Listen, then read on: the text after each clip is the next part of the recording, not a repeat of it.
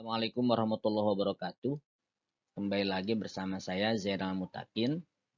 Di sini saya akan bersamai teman-teman semester 2 jurusan KPI YIN Syekh Nurjati Cirebon pada mata kuliah tafsir ayat-ayat dakwah. Pada kesempatan kali ini kita akan membahas bersama tafsir ayat tujuan dakwah atau berdakwah 2. Ini merupakan lanjutan dari pembahasan tafsir ayat tujuan dakwah atau berdakwah 1 pada pertemuan minggu lalu. Baik, sebelum kita lanjut, kita juga harus memastikan kembali apa sih tujuan dakwah itu. Kalau pada pertemuan lalu kita tahu dan kita sudah bahas bahwa Masyhur Amin, beliau mengemukakan bahwa tujuan dakwah itu dibagi ke dalam dua bagian. Seorang dai harus memperhatikan tujuan dakwah itu sendiri ke dalam dua bagian. Yang pertama ada bagian objek, gitu ya. Nah, dalam objek tujuan dakwah itu terdapat 4 objek. Yang pertama adalah perorangan, terus juga ada keluarga, terus juga ada masyarakat. Nah, yang terakhir yaitu seluruh umat manusia itu sendiri. Nah, tujuan dakwah itu pada sisi objek ada 4 hal tadi, ya seperti yang saya sampaikan. Pertama adalah perorangan, yang kedua adalah keluarga, yang ketiga adalah masyarakat, ya. Yang terakhir adalah seluruh umat Islam itu sendiri atau seluruh umat manusia. Nah, adapun bagian dari sisi materi ada 3 hal yang harus menjadi tujuan seorang dai itu sendiri, yaitu pertama adalah akidah, yang kedua adalah dari aspek hukum, yang terakhir adalah akhlak. Jadi 3 hal itu atau 3 aspek itu harus menjadi tujuan dakwah itu sendiri. Nah, berikutnya pada sesi kali ini kita akan melanjutkan pembahasan tentang tujuan dakwah itu. Nah, kembali lagi kita harus betul-betul memahami tujuan dakwah itu seperti apa. Jadi tujuan dakwah itu sebetulnya tidak lain dari tujuan Islam itu sendiri. Ya, bagaimana kita kemudian mentransformasikan sikap kemanusiaan kita, ya, atau sikap kemanusiaan seorang dai itu sendiri, yaitu attitude of humanity transformation. Ya. Kita kenal dalam terminologi Al-Quran disebutkan, ya, sering kita dapati dalam sebuah ayat dalam Al-Quran, al-ikhraj minaz zulumati ilan nur, yaitu keluarnya manusia dari kegelapan menuju cahaya atau jalan kebenaran atau jalan yang terang, yaitu kembali fitrah atau kesucian manusia itu sendiri. Ini menurut pendapat Ilyas Ismail dan Priyo Hotman, ya. Tujuan dakwah menurut Awaludin Pimai itu dibagi ke dalam 3 tujuan. Di sini ada tujuan praktis, ada tujuan realistis, ada tujuan idealistis. Apa itu tujuan praktis? Nah, yang pertama adalah tujuan praktis ini yaitu tahap awal untuk menyelamatkan umat manusia dari lembah kegelapan dan tentu membawanya ke tempat yang terang benderang. Dari jalan sesat kepada jalan yang lurus. Dari lembah kesyirikan atau kemusyrikan dengan segala bentuk kesengsaraan menuju kepada tauhid yang menjanjikan kebahagiaan. Jadi sederhananya dakwah itu ditujukan untuk membawa manusia, menyelamatkan manusia baik di dunia maupun di akhirat menuju jalan yang benar atau menuju jalan kebahagiaan. Nah, yang berikutnya adalah tujuan realistis. Nah, tujuan realistis ini adalah tujuan antara, yakni berupa terlaksananya ajaran Islam secara keseluruhan dengan cara yang benar dan tentu berdasarkan keimanan, sehingga terwujud masyarakat yang menjunjung tinggi kehidupan beragama dengan merealisasikan ajaran Islam secara penuh dan menyeluruh. Ya. Nah, yang terakhir adalah tujuan idealistis, yaitu tujuan akhir dakwah itu sendiri. Jadi tujuan akhir pelaksanaan dakwah itu harus idealistis, yaitu mewujudkan masyarakat muslim yang tentu diidam-idamkan dalam suatu tatanan hidup berbangsa, bernegara, adil, makmur, damai, dan sejahtera di bawah limpahan rahmat dan karunia serta ampunan Allah Subhanahu wa Ta'ala. Nah, yang pertama ayat yang akan kita bahas adalah tafsir surat Hud, ya, ayat 61. Di sini Allah Subhanahu wa Ta'ala berfirman, A'udzubillahi minasyaitonirrajim. Wa ila Tsamud akhahum Shaliha qala ya qaumi ibudullaha ma lakum min ilahin ghairu huwa ansha'akum minal ardi wasta'marakum fiha fastaghfiruh thumma tubu ilaihi inna rabbi qaribum mujib. Yang artinya, dan kepada Samud kami utus saudara mereka Saleh. Saleh berkata, hai kaumku, sembahlah Allah, sekali-kali tidak ada bagimu Tuhan selain Dia. Dia telah menciptakan kamu dari bumi atau tanah dan menjadikan kamu pemakmurnya. Karena itu, mohonlah ampunannya, kemudian bertobatlah kepadanya. Sesungguhnya Tuhanku amat dekat rahmatnya, lagi memperkenankan doa hambanya. Ini surat Hud ayat 61. Nah, di sini akan dijelaskan bahwa turunnya ayat ini atau surat Hud ini tentang kisah kaum Samud. Ya, kaum Samud. Mereka menukil hikmah yang berharga dari pengalaman buruk kaum Ad. Ya, sehingga beriman kepada Allah Subhanahu wa Ta'ala. Alhasil, mereka berhasil membangun peradaban yang elit. Namun ternyata keberhasilan yang sudah didapati itu kemudian menjadikan mereka lalai. Tidak memperdulikan lingkungan tentunya yang ada pada saat itu. Dan tidak kemudian kembali menyembah Allah. Bahkan mereka menyembah berhala. Lalu disinilah kemudian Allah Subhanahu wa Ta'ala mengutus Nabi Soleh alaihi salam untuk mengingatkan mereka. Nah, ketika Nabi Soleh alaihi salam itu diutus oleh Allah Subhanahu wa Ta'ala sebagai Rasul untuk menjadi basyir wa nadhir kepada kaum Samud, akan tetapi kaum Samud mengabaikan hal tersebut. Pada akhirnya Allah kemudian menghukum mereka. Nah, pada ayat ini terdapat perintah terhadap manusia untuk memelihara lingkungan alam dalam perannya sebagai khalifah. Dan inilah kemudian ayat ini dijadikan sebagai alasan kuat manusia untuk menyembah Allah Subhanahu wa Ta'ala semata.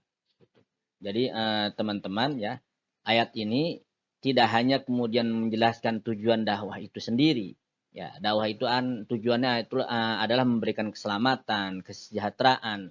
Tapi kemudian ayat ini juga menjelaskan bagaimana atau dalam ayat ini dijelaskan bahwa bagaimana manusia itu diperintahkan oleh Allah sebagai khalifah di muka bumi ini, dan salah satu tujuannya yaitu memelihara lingkungan alam. Yang memelihara lingkungan alam dan peran kita sebagai khalifah bagaimana kemudian kita menjaga lingkungan alam itu sendiri. Ketika alam itu kemudian menjadi alam yang baik, maka sudah pantaslah kita dijadikan sebagai khalifah di muka bumi ini. Sebagaimana Allah perintahkan kita sebagai khalifah itu. Dalam tafsir Al-Azim karya Imam Ibnu Katsir, ya, beliau memaparkan bahwa manusia ketika dijadikan sebagai khalifah itu juga dijadikan sebagai inisiator kebaikan. Jadi manusia itu harus ada pada dalam jiwanya atau dalam dirinya jiwa inisiator. Ini tentu hal-hal yang diinisiasikan adalah inisiator kebaikan, inisiasi kebaikan. Nah, sekaligus juga sebagai pemelihara lingkungan alam. Nah, tentu dengan hal tersebut dilakukan, nah, akan mendekatkan diri kita kepada Allah Subhanahu wa Ta'ala. Lewat kedekatan itulah atau lewat kedekatan kita dengan Allah itulah semua dapat diperoleh oleh setiap hamba, yang terbaik menjadi pilihannya. Maka ayat ini selaras dengan firman Allah, ya, ayat surat Hud ayat 11 ayat 61 ini selaras dengan firman Allah Subhanahu wa Ta'ala dalam surat Al-Baqarah ayat 186. Wa idza sa'alaka ibadi anni fa inni qarib ujibu da'watad da'i idza da'an falyastajibu li wal yu'minu bi la'allahum yarsyudun.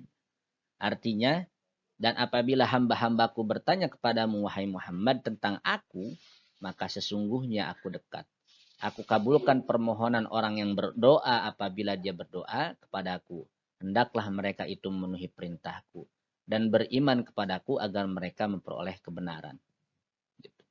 Nah, kalau kita telisik tadi dari surat Hud ayat 11 itu, ketika kita telisik di dalamnya terdapat kandungan tentang bahwa manusia itu dijadikan sebagai khalifah, sebagai pemelihara lingkungan, maka ketika kita sudah memelihara lingkungan, terus kemudian kita semakin dekat dengan alam, maka secara otomatis kita juga akan kemudian dekat dengan Allah Subhanahu wa taala. Dan tentu ketika kita dekat dengan Allah Subhanahu wa taala, maka segala permintaan, segala apapun yang akan kita minta atau kita mohonkan kepada Allah tentu akan dikabulkan oleh Allah Subhanahu wa taala. Tentu syaratnya itu tadi, tidak hanya beriman tapi kemudian kita menjaga amanah kita sebagai khalifah di muka bumi ini. Salah satunya adalah dengan memelihara lingkungan alam sekitar. Nah, tugas manusia sebagai khalifah adalah memelihara lingkungan itu sendiri, ya. Jadi kita seolah-olah menganut paham ekoteosentrisme gitu, yaitu dengan cara menggenggam erat kesejukan dan keindahannya di dalam lubuk hati. Dengan alam tentu kita akan mengerti tentang arti kasih sayang ilahi. Karena alam itu kita menikmati anugerah Allah atau anugerah yang telah Allah berikan kepada kita. Allahu a'lam. Berikutnya kita akan berlanjut kepada tafsir surat Ali Imran ayat 159. A'udzubillahi minasyaitonirrajim. Bismillahirrahmanirrahim. Fabima rahmatim minallahi lintalahum walau kunta faddan ghalidhal qalbi la faddu min hawlik fa'fu anhum wastaghfir lahum wasyawirhum fil amr fa idza azamta fatawakkal 'ala Allah innallaha yuhibbul mutawakkilin. Artinya, maka disebabkan rahmat dari Allah lah kamu berlaku lemah lembut terhadap mereka. Sekiranya kamu bersikap keras lagi berhati kasar, tentulah mereka menjauhkan diri dari sekelilingmu. Karena itu maafkanlah mereka, mohonkanlah ampun bagi mereka, dan bermusyawarahlah dengan mereka dalam urusan itu. Kemudian apabila kamu telah membulatkan tekad, maka bertawakallah kepada Allah. Sesungguhnya Allah menyukai orang-orang yang bertawakal kepadanya.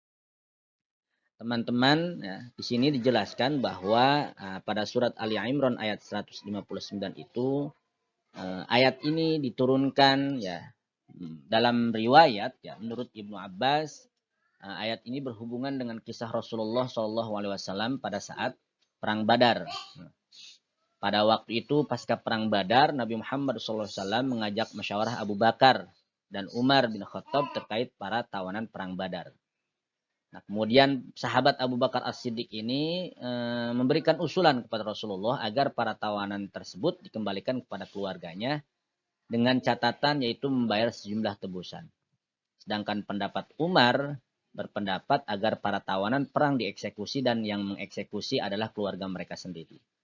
Nah, dari dua usulan tersebut yang ditawarkan oleh kedua sahabat, maka Rasulullah SAW mengalami kesulitan dalam memutuskan pendapat siapa yang akan digunakan.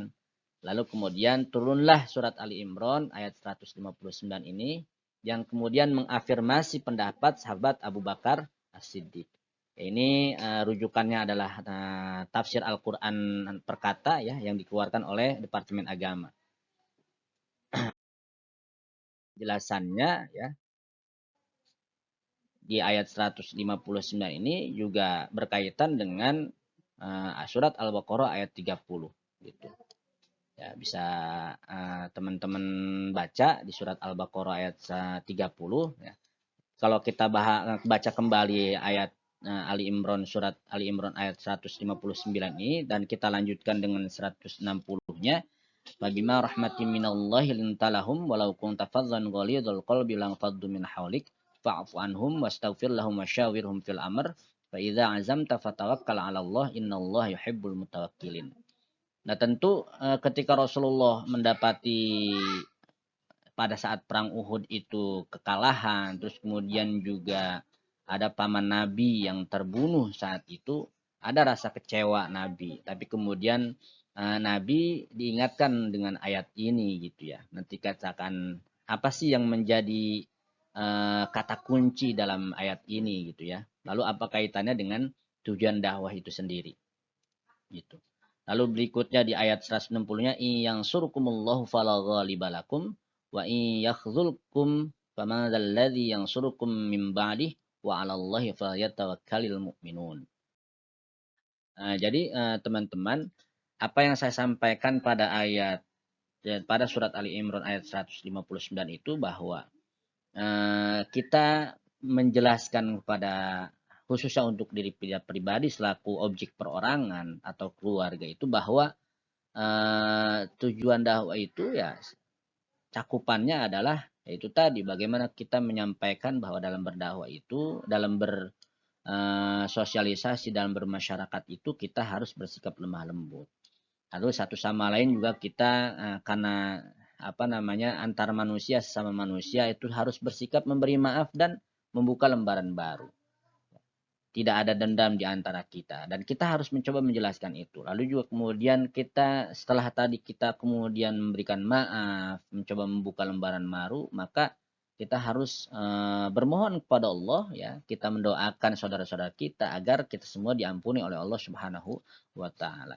Nah, di akhir ini ada yang demokrasi ini. Nah, demokrasi ini karena kita adalah manusia pribadi atau manusia yang diciptakan oleh Allah itu untuk bergaul, untuk bermasyarakat, maka nilai-nilai demokrasi ya sesuai nilai-nilai demokrasi, sesuai nilai-nilai apa yang telah dituangkan dalam Al-Qur'an wasyawirhum fil amr misalnya dan juga nilai-nilai Pancasila dan salah satunya ada nilai musyawarah dan mufakat itu kita harus kedepankan itu gitu. Nah, singkatnya seperti itu. Surat Ar-Ra'd ayat 22 di ayat surat Ar-Ra'd ayat 22 di sini walladzina sabaru ibtigha'a wajhi rabbihim wa aqamus salata wa anfaqu mimma razaqnahum sirran wa 'ala dalam ayat 29 wa qulil haqqu mir rabbikum faman syaa'a falyu'min wa man syaa'a falyakfur. Materi tambahan atau materi pengayaan yang bisa saya sampaikan. Semoga teman-teman bisa mengambil intisari dari apa yang saya jelaskan dan saya harapkan teman-teman itu aktif ya, aktif memberikan komentarnya, memberikan pandangannya terkait tafsir ayat tujuan dakwah atau berdakwah dua ini gitu. Silakan nanti teman-teman berdiskusi dengan teman-teman lainnya. Jika ada komentar nanti bisa disampaikan melalui kolom chat atau kolom chat baik dalam Google Classroom maupun channel YouTube saya. Itu saja kira-kira yang bisa saya sampaikan. Terima kasih. Billahi taufiq wa hidayah. Wassalamualaikum warahmatullahi wabarakatuh.